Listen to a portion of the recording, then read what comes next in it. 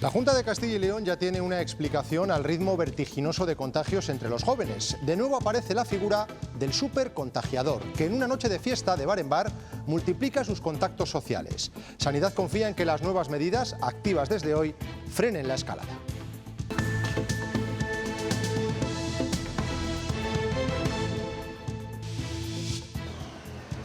Es una de las imágenes del día, las barras de los bares sin clientes. También hoy el ocio nocturno tendrá que cerrar antes, a la 1:30, y las discotecas ni siquiera podrán abrir sus puertas en interiores. La mayor preocupación sigue en los jóvenes. Sanidad alerta del peligro del supercontagiador. La movilidad y la presencia de variantes más contagiosas están siendo las principales causas y convierte a un número nada despreciable de nuestros ciudadanos en hipercontagiadores. Buenas tardes. Se apunta a los bares y a los parques para evitar los botellones en la medida de lo posible. Son el hábitat del tiempo libre de este grupo de población, pero indirectamente las medidas restrictivas vuelven a golpear al bolsillo de la hostelería. ¿Cómo se ha tomado el sector del ocio nocturno este nuevo contratiempo? Paco Gómez. Pues temiendo que esa rápida entrada en vigor de las nuevas restricciones les pase también una factura muy rápida a sus previsiones de ingresos en forma de cancelaciones que aseguran ya han empezado a llegar de eventos, fiestas y otras celebraciones de cara a estos días y sobre todo el fin de semana. Cruzan los dedos para que no afecte también a la campaña turística de lo que queda del verano y recuerdan a la Junta que ellos ya están al límite de su resistencia. Ya no se aguanta más, ¿no? Necesitamos un ritmo pues normal, tradicional, como siempre. Necesitamos empezar a trabajar, ¿no? Vamos a ver si lo conseguimos. Además de las prohibiciones, la Junta ha emitido una serie de recomendaciones, entre ellas la de autoimponerse un toque de queda. Tampoco quiere aglomeraciones y ha pedido que a partir de las 8 se desalojen las playas fluviales. En Castilla y León hay 35, una de las más transitadas está en Valladolid. Hay gente todavía a esta hora. Andrea Briongos. Sí, hay bastante gente, sobre todo familias y jóvenes. De hecho, muchos están hasta ahora dándose un chapuzón porque tenemos 35 grados a esta hora, así que playas fluviales como esta son un respiro, un refugio contra el calor. La gente no se mueve hasta ahora, pero sí se están cumpliendo las medidas de seguridad. Hoy se cumplen 800 años desde que se colocó la primera piedra de la Catedral de Burgos. Es uno de los templos góticos de referencia y, sin duda, la seña de identidad de una ciudad que se ha vestido de gala. Elena Talavera. Sí, en el día de hoy se están sucediendo numerosos actos como son el de la misa solemne, el de la exhibición de la patrulla Águila y la intervención de las autoridades en las que ha participado el presidente de la Junta de Castilla y León. El Gobierno culmina la ley de la memoria democrática. Entre otras cosas, forzará la exhumación y el traslado de los restos del fundador de la Falange, José Antonio Primo de Rivera. El esqueleto del proyecto es el que dejó Carmen Calvo. El nuevo ministro no ha descartado posibles modificaciones para que salga adelante. Benjamín López. Dos medidas destacan por encima del resto. Por un lado, se va a considerar delito la apología del franquismo y por otro se va a ilegalizar la Fundación Francisco Franco. Además, se quiere resignificar el Valle de los Caídos, convirtiéndolo en un gran centro civil, por lo que habrá que negociar con la Iglesia la salida de la congregación benedictina.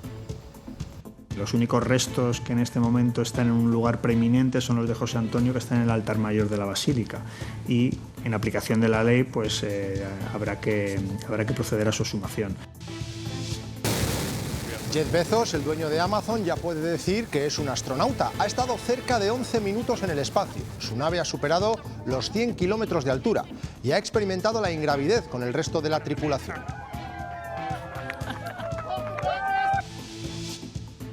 En cuanto al tiempo, la jornada de mañana nos dejará cielos nubosos y con posibilidad de chubascos en las zonas de montaña del norte, pero en el resto brillará el sol.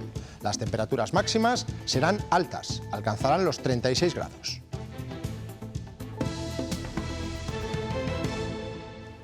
Las discotecas no podrán abrir sus puertas esta noche y los bares de copas solo podrán trabajar hasta la 1:30 de la madrugada. Son las medidas restrictivas más importantes, no las únicas, que ha recuperado la Junta y que afectan de nuevo a la hostelería, en especial a la que se dedica al ocio nocturno. Paco Gómez. Sí, porque aunque las restricciones en forma de horario y aforos llegan a muchos sectores, es el del ocio nocturno el que sale peor parado. Discotecas y salas de fiesta no pueden abrir sus interiores y se aferran a las terrazas, aunque ellos siguen insistiendo en que dentro de sus locales la normativa se cumple y piden a la Junta de Castilla y León que mire hacia otros lugares, por ejemplo lo que ocurre en las fiestas privadas en pisos, que mire hacia otra parte a la hora de restringir, porque ellos dicen ya no aguantan mucho más. El ocio nocturno especialmente ha sido un subsector muy perjudicado, por eso confiamos que sea la última o las últimas restricciones para empezar a funcionar, porque el sector en general aguanta poco ya, ¿no? Y ocio nocturno obviamente menos aún, están muy tocados. Se actúa en lo que a priori es el principal foco de los contagios, el interior del ocio nocturno, pero también se han tomado medidas en el resto de bares y restaurantes. La más llamativa, de nuevo, la de la prohibición del consumo en barra. Mónica Murciego. Las nuevas medidas de la Junta para frenar esta nueva ola de contagios se escuecen nuevamente entre los hosteleros. Aquí en León las tachan de medidas medievales, dicen que arruina nuevamente al sector sin compensaciones a cambio. En locales como este ya saben que van a perder clientes con las barras vacías, con el aforo al 75% y con esa obligación de cerrar antes de la 1:30. Hay gente que lo ha buscado, pero que podrían empezar un poco más rápido con la vacunación de los jóvenes y se solucionaría mucho antes todo este problema. Si a la gente le prohíben estar dentro de la hostelería, la gente se irá a sus casas y en sus casas no habrá mascarillas, no habrá un control de aforo, se juntarán grupos muy grandes, entonces yo creo que la solución es mucho peor. Aquí está todo controlado. Yo me considero responsable, tanto yo como mi grupo más cercano. En una barra pues te tienes que, no sé, o sea, ya hay un control por el propietario, los camareros. En un piso es más a tu bola.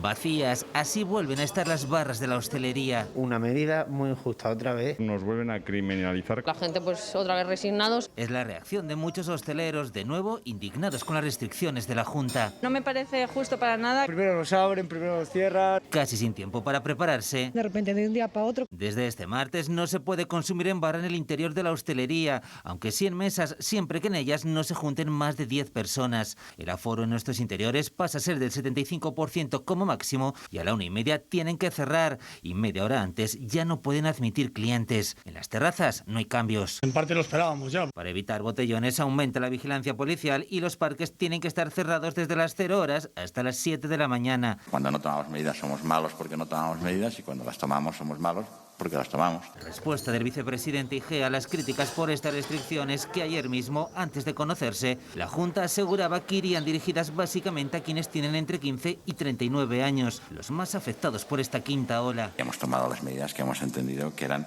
las más razonables en el balance riesgo-beneficio. Se habló con la hostelería hace días, dice el vicepresidente, pero el sector se vuelve a sentir abandonado. No entendemos que eso nos restrinja siempre a los mismos. Es lamentable, o sea, ¿a quién se le ocurre ahora que eso? No engañan a nadie. En principio, estas nuevas restricciones se van a prolongar durante 14 días. Lo han escuchado en esta información, los botellones también se han convertido en blanco de estas medidas. Para reducir su impacto, la Junta ha decretado que se cierren los parques por la noche, entre las 12 y las 7 de la madrugada. Los ayuntamientos asumen esta restricción y pondrán más policía para vigilar, pero reconocen que hay zonas abiertas en las que es materialmente imposible poder actuar. Los parques aquí en Soria Capital no tienen un cierre perimetrado, por lo tanto, bueno, pues veremos a ver cuál es la fórmula a seguir.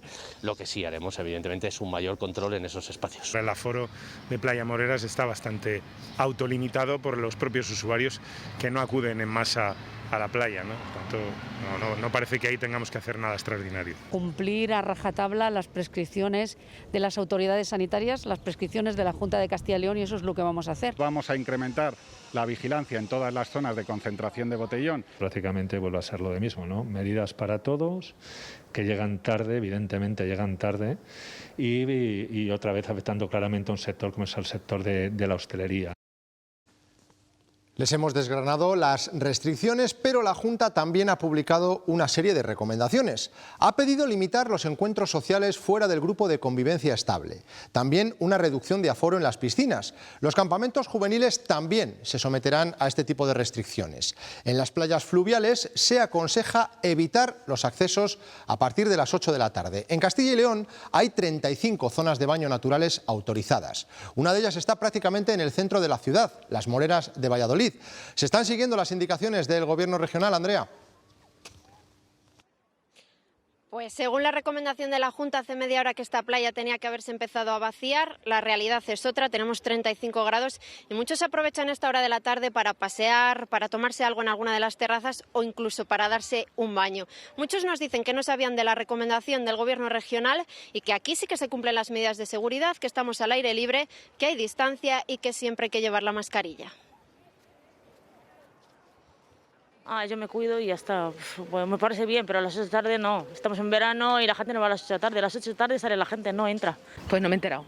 Hace tanto calor que digo, vámonos para la playa con los chavales, jugar un poquito a la pelota. Y que está todo el mundo con mascarilla y el que no está con mascarilla tiene distancia de seguridad. Cuando he estado en otras comunidades y tal, creo que en Castilla y León se cumplen bastante, pero bueno, siempre se podrían cumplir un poco más, está claro. Mientras tanto, los datos nos siguen recordando que el virus sigue ahí. Los contagios continúan subiendo. Hemos registrado en las últimas 24 horas 1.547 casos nuevos. La cifra se incrementa ligeramente respecto al martes de la semana pasada. En cuanto a los fallecidos, hoy hemos tenido 2 más.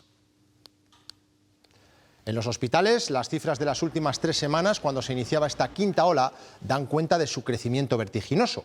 A finales de junio había 68 pacientes ingresados por COVID en nuestros centros, que han pasado a 97, 225 y hoy hay 415, de ellos 60 en la UCI.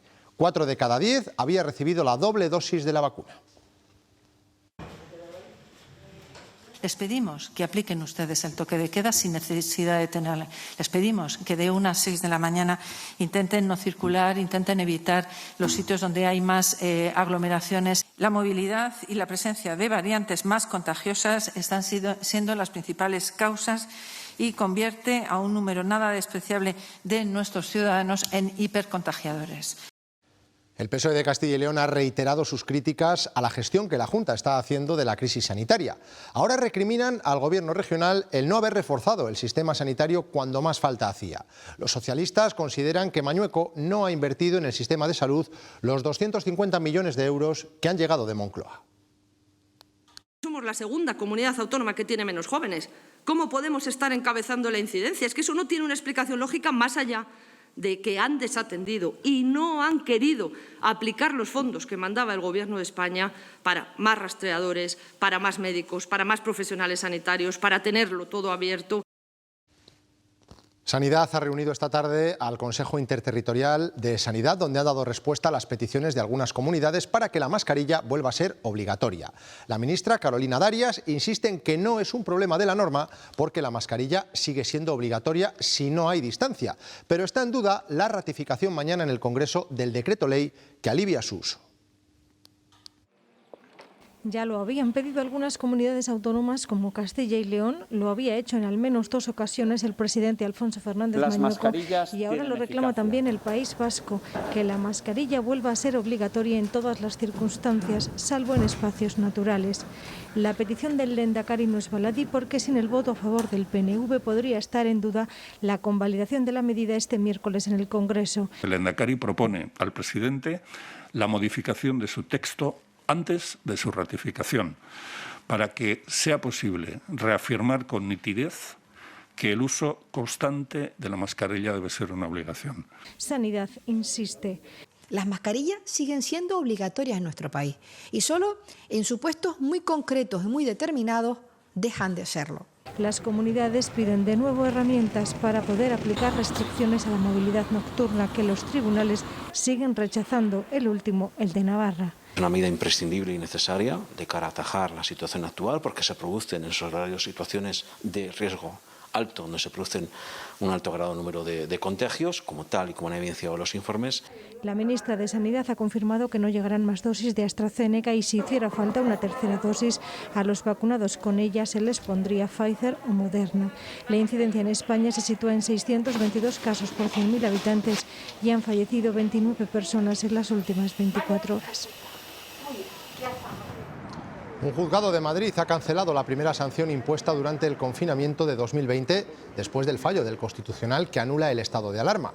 Se trata de una multa de 601 euros a una joven por saltarse las restricciones de ese decreto.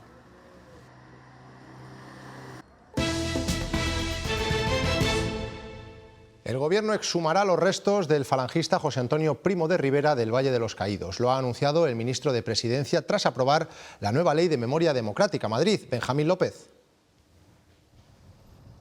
Sí, son varias las novedades de esta Ley de Memoria Democrática. Dos destacan por encima de todas. Por un lado, se va a considerar delito la apología del franquismo. Se va a perseguir penalmente a todo aquel que ensalce ese periodo de nuestra historia. Además, también se va a ilegalizar las fundaciones que de alguna manera ensalcen también al franquismo, como la Fundación Francisco Franco. Y también se quiere resignificar el Valle de los Caídos. Se le quiere quitar su tinte religioso para convertirlo en un gran centro civil de la memoria. Para eso tendrán que negociar con la Iglesia la salida de allí de la congregación benedictina que ejerce y reside en ese lugar desde hace décadas. Después de la exhumación de Franco, la siguiente será la del fundador de la Falange, José Antonio Primo de Rivera. Los únicos restos que en este momento están en un lugar preeminente son los de José Antonio, que están en el altar mayor de la Basílica. Y en aplicación de la ley, pues habrá que proceder a su exhumación. El Gobierno hablará con su familia para sacar sus restos del Valle de los Caídos, al que dará un nuevo marco jurídico con un decreto. Serán los siguientes pasos tras la aprobación de la Ley de Memoria Democrática. La primera ley en la que se condena y se repudia expresamente el golpe de Estado de julio del 36 y la dictadura posterior. Con la nueva norma se actualizarán los contenidos educativos para incidir en la represión franquista y la defensa de los valores democráticos. Además, el Estado asume la exhumación de las fosas, creará un banco de ADN y una fiscalía en el Supremo para investigar las desapariciones. También habrá un nuevo centro de memoria documental en Salamanca. Con la vocación de acumular todos los fondos y los archivos documentales generados desde el golpe de Estado del 36 hasta la promulgación de la Constitución en el año 78. La ley permitirá prohibir e ilegalizar las fundaciones que defienden la dictadura franquista y establece sanciones de entre 200 hasta 150.000 euros por convocatorias de actos que humillen a los represaliados. Otra noticia que sale del Consejo de Ministros: a partir del jueves podrán comprarse ya los test de autodiagnóstico en las farmacias. La intención es que permitan identificar con más rapidez los casos positivos y ayuden a reducir la presión asistencial de los centros sanitarios. Para que el test se realice de forma correcta es recomendable el asesoramiento de un farmacéutico. Para viajar a algunos países es necesario también presentar una prueba PCR. Tanto los centros de salud públicos como los privados están desbordados. Las colas empiezan a formarse a media mañana en los centros de SACIL. Han pedido cita y a ellos les harán un test de antígenos a petición de su médico. Llevo media horita o así. Lo importante es hacérsela y ya está, un poco al sol, sí que calor. También han solicitado hora en centros privados los que se van de vacaciones. La diferencia es que aquí no hay colas y el precio es distinto. 105 pavazos cada uno, me parece una pasada. 38 euros. Está bien el precio y todo. No sé, a mí lo que diga mi padre. Pendientes de cómo influyan los precios que los test de antígenos se compren en las farmacias, actualmente en un centro privado estas pruebas rondan los 40 euros y las PCR superan los 100 euros. Estas últimas son las pruebas que más exigen los países para admitir turistas. Vamos a salir a Portugal y antes de salir tenemos que hacernos otro test de antígenos. PCR porque vivo en Bélgica, si no, no te dejan entrar. Que me voy a Inglaterra. Llegamos de Bélgica. Tenemos el vuelo el domingo, tenemos el test PCR para Elia, obligatorio hoy. De media, el presupuesto por familia que viaja al extranjero por vacaciones aumenta en más de 500 euros en pruebas para detectar el COVID. Conocer las inquietudes y los impactos emocionales que reciben los turistas cuando visitan nuestro patrimonio es posible. Todo a través de unos microsensores instalados en una gorra. Se llama neuromarketing. El sistema se está utilizando en Castilla y León. Doc adivinó que llevar sensores en la cabeza era el futuro. Ahora el prototipo de casco ha mejorado bastante hasta convertirse en esto, una gorra con 2000 microsensores que registran cada emoción. Los microsensores recogen durante todo el día la actividad cerebral, transformándola en data. Han sido 3 gorras para 3 influencers, Fabián León, Sara Caballero y David Castelló, y un viaje de 1.200 kilómetros en 4 días por Castilla y León. El objetivo, comprobar y medir que se sienten Atapuerca, Las Médulas, la Plaza Mayor de Salamanca o las hoces del Duratón en Piragua. Era la primera vez también que hacía piragua, pero el hecho de estar allí y ver el monasterio abandonado encima me llamó tanto la atención. Y esa emoción de Fabián la registró su gorra. Los sensores han dictado sentencia. Castilla y León suscita optimismo, asombro, disfrute, sorpresa y curiosidad. Todo positivo en este estudio novedoso. Yo creo que supone que realmente la difusión y la proyección que le tenemos que dar también sea importante. El presupuesto supera los 100.000 euros, que han servido para confirmar que Castilla y León cambia el estado de ánimo para bien. Habría que preguntarle a Doc. Jeff Bezos ha llegado al espacio. Culminó con éxito la experiencia de la nave Blue Origin, en la que el magnate de Texas viajó hoy acompañado de su hermano Mark y de otros 2 tripulantes. El vuelo ha durado menos de un cuarto de hora. Tal día como hoy, hace 52 años, volamos a la Luna. Hoy hemos vuelto a estar pendientes de esta cuenta atrás. 2, 1.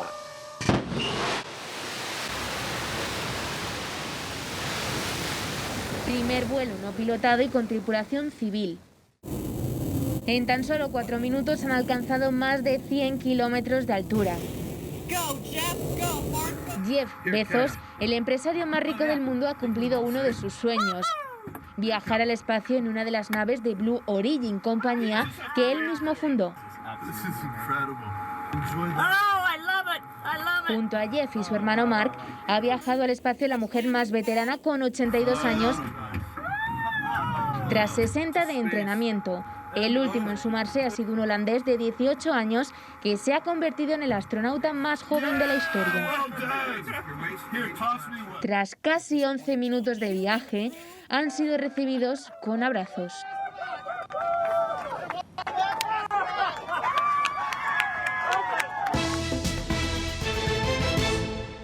El último viernes de este mes de julio se celebrará en Salamanca la conferencia de presidentes. Previamente, el jefe del Ejecutivo de Castilla y León se va a reunir con los grupos políticos, los agentes sociales, las organizaciones agrarias y la Federación Regional de Municipios y Provincias. Todo para tratar de llevar una postura de comunidad lo más sólida posible.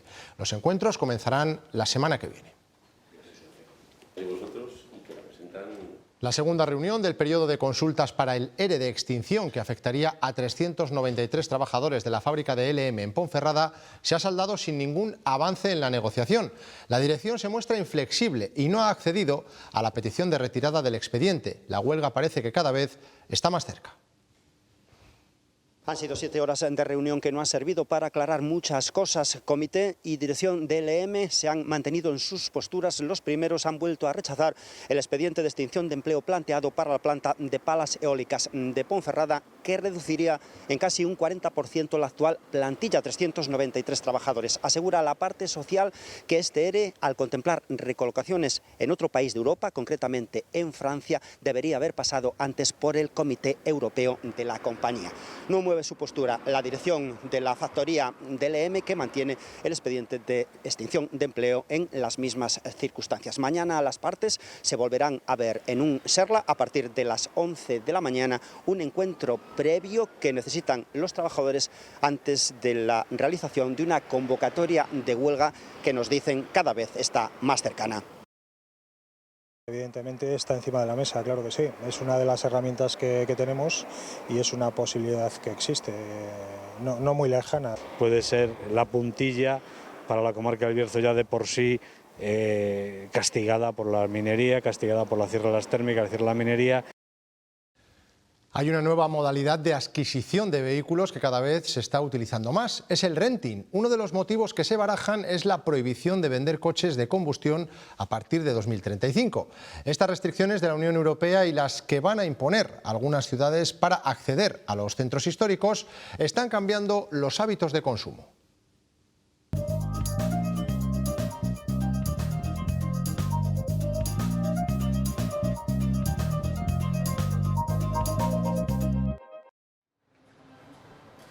A la hora de cambiar de coche, si tengo ayudas o no, cómo voy financieramente. Y aparte ahora, ¿qué coche te compras? Porque la Unión Europea ha puesto fecha límite a la venta de diésel, gasolina e híbridos. Será en 2035. El cliente no sabe qué va a pasar y prefiere hacer unos formatos de compra o de uso, mejor dicho, delimitados en el tiempo, por 3, 4 o 5 años, y aplazar, por así decirlo, la decisión de compra final, a ver qué pasa. Y esto hace que modalidades como el renting ganen peso. Vamos a dar una cuota o no vamos a dar una cuota de entrada, vamos a pagar unas cantidades mensuales donde lo tenemos todo incluido.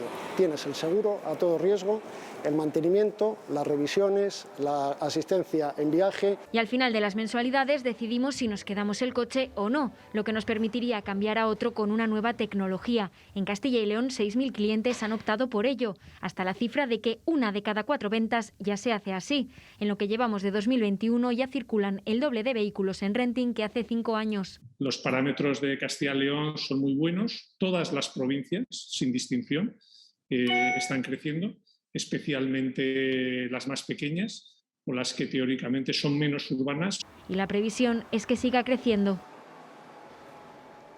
No abandonamos el mundo del motor. En este caso volvemos a fijarnos en aquellas personas que quieren sacarse el carnet de conducir. Hay atascos porque faltan examinadores. En Castilla y León, miles de alumnos esperan su oportunidad para realizar las pruebas. El retraso vuelve a producirse un año más por la falta de examinadores, con la consiguiente carga de trabajo que recibe la actual plantilla, que a juicio de las asociaciones provinciales de autoescuelas resulta insuficiente. Es gráfico el ejemplo de Ávila, donde el pasado mes de febrero eran 850 los alumnos en lista de espera para el práctico, lo que se conoce como bolsa de BES, y a día de hoy la cifra solo ha podido rebajarse hasta los 749, una situación que se repite en toda la región e igualmente a nivel estatal y que no encuentra solución definitiva. Y aunque se está intentando poner algún parche por parte de la DGT, porque salen convocatorias, pero las convocatorias ni siquiera en muchos casos cubren las plazas que se producen de jubilaciones en ese año. Si actualizamos cifras a día de hoy, nos encontramos con ejemplos como Zamora, con 814, con los 1.987 de Salamanca o los casi 1.800 de Segovia, donde tienen muy clara la solución.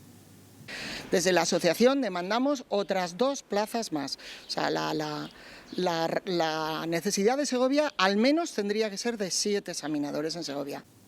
Situación que se agrava cada verano con la incorporación a estas bolsas de espera de los jóvenes que aprovechan esta época para conseguir su permiso de circulación y que el próximo mes de agosto se encontrarán ya engrosando estas cifras. Hoy hemos registrado 2 accidentes de tráfico mortales en Castilla y León. Un hombre de 40 años ha fallecido en Mojados, Valladolid, tras colisionar con un camión en la Nacional 601. Y en Olmillos de Sasamón, en Burgos, ha sido un joven de 25 años el que ha perdido la vida. Iba de copiloto en un turismo de matrícula francesa que se había salido de la vía. El precio de la luz sigue en una escalada sin precedentes. Mañana será el más caro de la historia. Este miércoles superará los 106 euros por megavatio hora. Hasta ahora el máximo histórico se dio el 11 de enero de 2002 con 104 euros. En la primera quincena de julio, la factura de un usuario medio se ha encarecido más de un 34%, según las asociaciones de consumidores. El ministro de Consumo apunta que el recibo seguirá siendo caro, pero ha descartado que el Gobierno tome más medidas en este momento. El Congreso votará mañana la rebaja del IVA a la luz. Desgraciadamente apunta que ese mercado internacional va a seguir estando muy tensionado para los próximos meses, por lo tanto eso es lo que ya motivó en su momento que tomáramos medidas y naturalmente seguimos monitorizando estos precios para poder tomar medida allí cuando lo considere la situación política. Da lo mejor la mejor jugadora del equipo cuando después de haber entrenado se pone a entrenar. Da lo mejor el que recoge agua de mineralización muy débil y se compromete este año a utilizar plástico 100% reciclado en todos sus formatos. Que quizás aún no sea lo mejor, pero es mucho mejor que otros plásticos, porque son botellas hechas a partir de otras botellas. La mañana en Burgos ha sido festiva, intensa y emocionante. La sociedad religiosa, militar y civil se ha volcado con el 8º centenario de la catedral. El acto central ha consistido en una misa solemne, pero Elena Talavera, la celebración ha dejado muchos más momentos especiales. Sí, como ven, hoy está siendo un día tremendamente especial para la ciudad de Burgos. A primera hora ha tenido lugar el repique de campanas de todas las parroquias de la diócesis de Burgos. Esto ha dado paso al inicio de la procesión religiosa y más tarde comenzaría la misa solemne en el altar mayor de la catedral. Ha sido oficiada por el arzobispo de Burgos, don Mario Iceta. Al finalizar hemos podido disfrutar de la exhibición de la patrulla Águila y para terminar el día tendrá lugar un castillo de fuegos artificiales con una luz de la catedral especial, además del concierto de la conocida artista Rosalén. El repique de campanas y el baile de dulzaineros anunciaba el 8º centenario de la catedral de Burgos. El disparo de salvas saludaba la catedral desde el castillo. Y en la plaza de Santa María, los pendones, estandartes y cruces de los arciprestazgos recorrían en procesión el exterior del templo gótico. Al acto acudían todos los religiosos de la diócesis de Burgos. El altar mayor de la catedral era testigo de la solemne misa del 8º centenario, con la participación de la Orquesta Sinfónica de Burgos y el Orfeón Burgalés, homilía presidida por el arzobispo de Burgos. Los actos festivos continuaban tras la misa con los vuelos acrobáticos de la patrulla Águila que sobrevolaba la SEO en varias ocasiones. Las autoridades asistentes se unían a la representación de la sociedad civil y militar que aguardaba en la Plaza del Rey San Fernando. Estoy viviendo esta jornada con profunda emoción, pienso en cada uno de vosotros cómo lo estáis viviendo. Simplemente felicitaros de corazón. Podemos darnos por felicitados todos y cada uno de los burgaleses y burgalesas, porque entre todos hemos hecho propio aquel sueño de hace 800 años. El himno a Burgos despedía los actos centrales, deseando a su catedral que lo siga cumpliendo así de hermosa cientos de años más. Hoy es un buen día para fijarnos en todos los tesoros que muestra la Catedral de Burgos desde que levantamos la mirada ante sus muros, sus torres y su interior. Su vinculación con el Camino de Santiago se refleja desde el primer momento, cuando un peregrino nos da la bienvenida. Desde esta Plaza del Rey San Fernando vemos a la Catedral Gótica de Burgos en todo su esplendor. Y aquí nos espera uno de los visitantes que permanecen impasibles al paso del tiempo. Se trata de un peregrino realizado en el taller de Olmos de Atapuerca. Sus llagas y heridas representan lo más duro del Camino de Santiago. Es sin duda uno de los personajes, una de las esculturas más fotografiadas de la ciudad de Burgos. Sobre el triforio, la galería que recorre la nave central y el crucero, nos encontramos la atracción más visitada del interior de la catedral, el papamoscas. Data del siglo XVI, pero poco se ha documentado sobre él. Sabemos que lleva la tradición de los carrillones europeos. Levanta la mano y la boca a las horas en punto. Junto al martinillo indica los cuartos. La portada de coronería llama la atención por su estilo meramente gótico. Fue mandada a construir por el obispo Fonseca y terminada por el maestro Enrique en 1257, con influencias claramente de la Catedral de Reims. En 1565 finaliza la construcción del cimborrio tras el derrumbe del original. Es la joya arquitectónica de la Catedral de Burgos. Su altura desde la base viene a ser lo mismo que un edificio de 10 plantas. En el exterior, 150 estatuas jalonan el tambor y en el interior es la linterna que atrapa la luz del gótico que alumbra el templo. La ciudad de Burgos atravesaba en 1221 una bella época de liderazgo y expansión.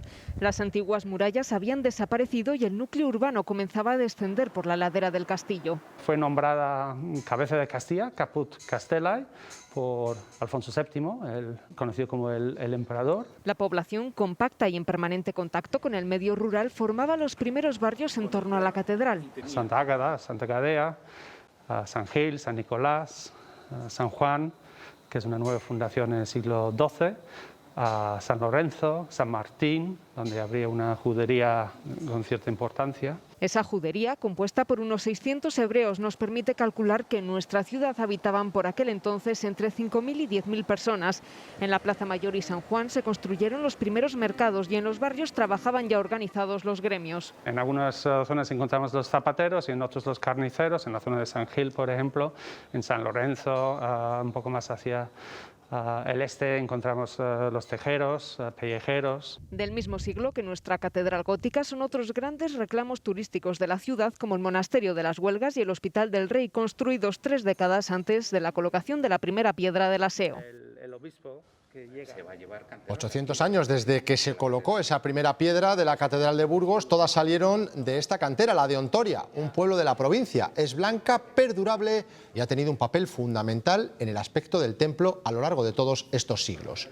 Gracias a este material, hoy podemos disfrutar de un monumento que define la seña de identidad de toda una ciudad.